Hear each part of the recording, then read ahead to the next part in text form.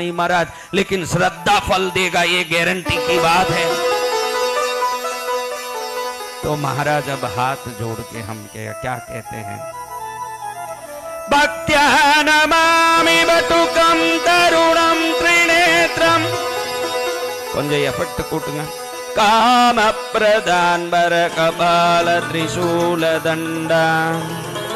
भक्तार्तिनाश करणे दत्यतं करे शूतं कौस्तुभाभरणभूषित दिव्यदेहं तीक्ष्णदंष्ट महाकाय कल्पान्तदहनोपम भैरवाय नमस्तुभ्यं अनुज्ञां दातुमर्हसि करकलित कपाल कुंडली दंडपाणि तरुणतिमिर नीलो व्याल यज्ञोपवीति क्रतु समय सपर्या विघ्न विच्चित्ति हेतुर जयति बटुकनाथः सिद्धिदः साधकानां वंदे बालं स्फटिक सदृशं कुंड। अभी तीनों रूप का ध्यान कर रहा हूँ, सात्विक राजसिक तामसिक, ताकि सात्विक रूप हमको शांति दे, राजसिक रूप हमको समृद्धि और सुख दे, तामसिक रूप हमको भय और शत्रुओं से रक्षा करें। इसलिए उसको प्रणाम करके फिर हम भक्ति करते हैं।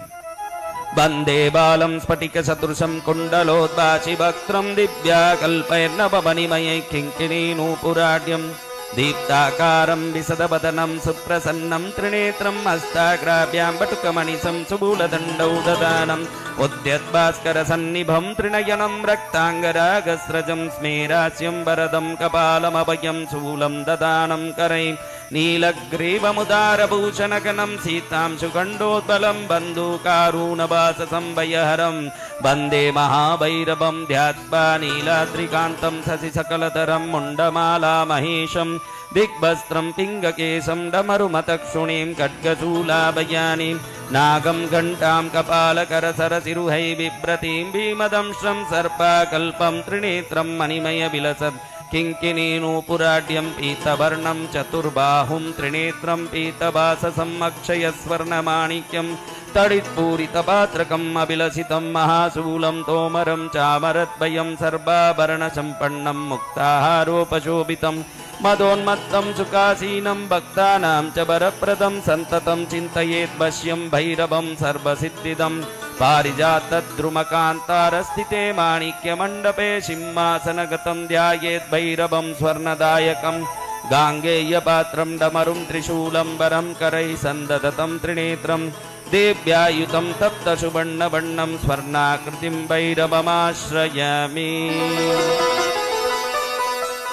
बोलो भैरवनाथ महाराज की जय हो। ओम चंड प्रतिचंडम करदूतदंडम कुतरिपुकंडम सौख्यकरम लोकम सुखयंतम विलसितसंतं प्रकटीरंतं नृत्यकरं डमरुध्वनिमन्तं तरलतरं तं मधुरहसन्तं लोकपरं भज भज भूतेशं प्रकटमहेशं भैरववेशं कष्टहरम्।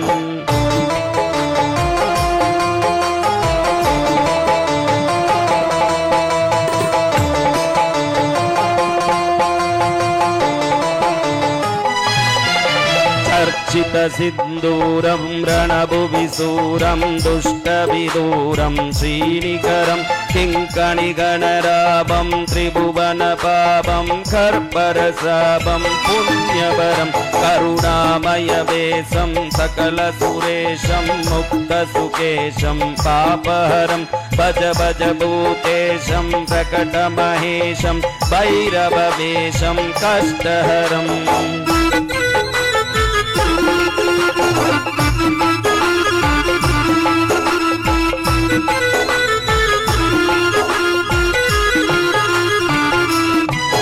कलिमल संहारं मदन विहारं फणिपतिहारं श्रीग्रकरं कलुषं समयन्तं परिवृतसन्तं मतचङ्गं तं सुत्ततरं गतिनिन्दितहंसं नरनुतहंसं स्वच्छसुखं सनमुण्डकरं भज भज भूतेशं प्रकटमहेशं भैरववेशं कष्टहरम्।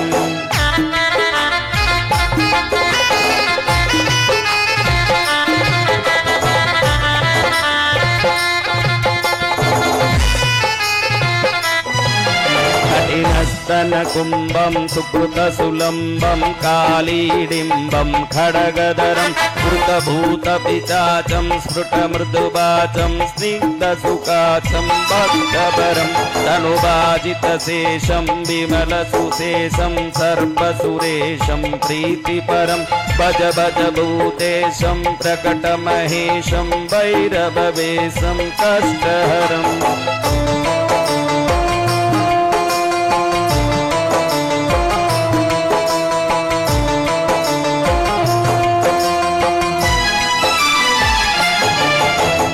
सकलायुधभारं विजनविहारं विश्वविसारं वृष्टबलं शरणागतपालं मृगमदबालं सञ्जितकालं श्रेष्ठबलं पदनूपुरसिञ्जं त्रिनयनकञ्जं गुणिजनरञ्जं कुष्ठहरं भज भज भूतेशं प्रकटमहेशं भैरववेशं कष्टहरम्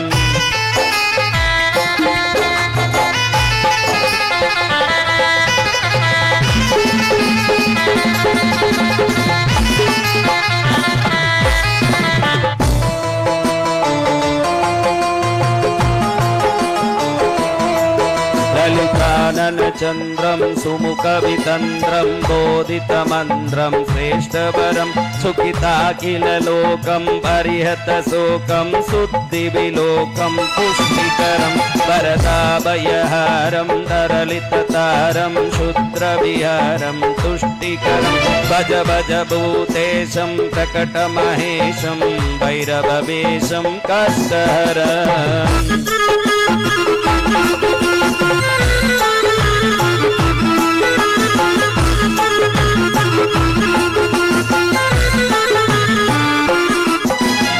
मदयुतसंदाभं प्रकटितभावं विश्वसुभावं ज्ञानपदं रक्तां सुखजोषं परकृतदोषं नाशितदोषं सन्मतिदं कुटिलभ्रुकुटीकं ज्वरदनवीकं विसरन्द्रीकं प्रेमवरं भज भज भूतेशं प्रकटमहेशं भैरववेशं कष्टहरम्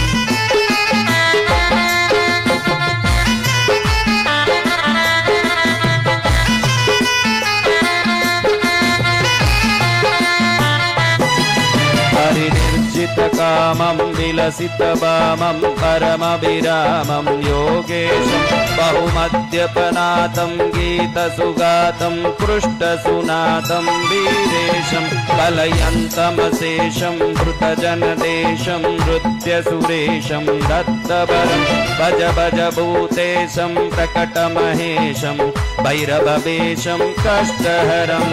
भैरववेशं कष्टहरं